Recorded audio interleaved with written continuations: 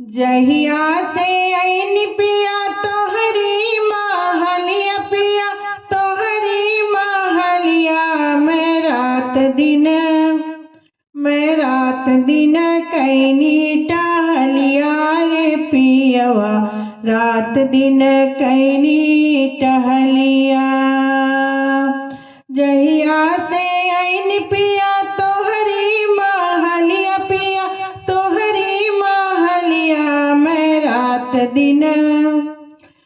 रात दिन कैनी टहलिया रे पियवा, रात दिन कैनी टहलिया।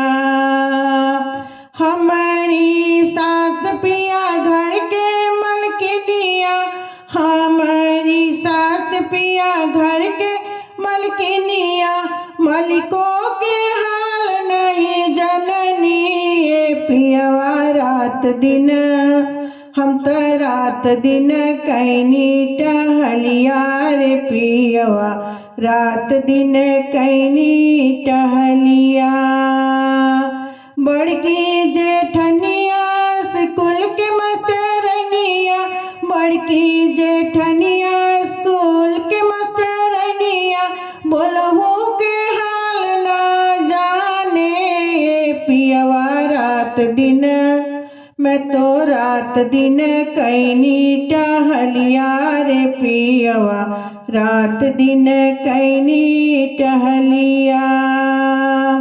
करता करत काम छूटल देही के चाव, घर के करत काम छूटल देही के चाव, घर के करत काम छूटल देही के चाव।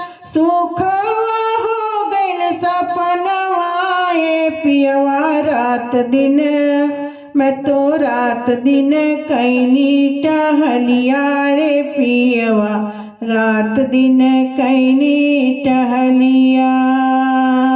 जहिया से ऐन पिया तोहरी महलिया पिया तोहरी महलिया। मैं रात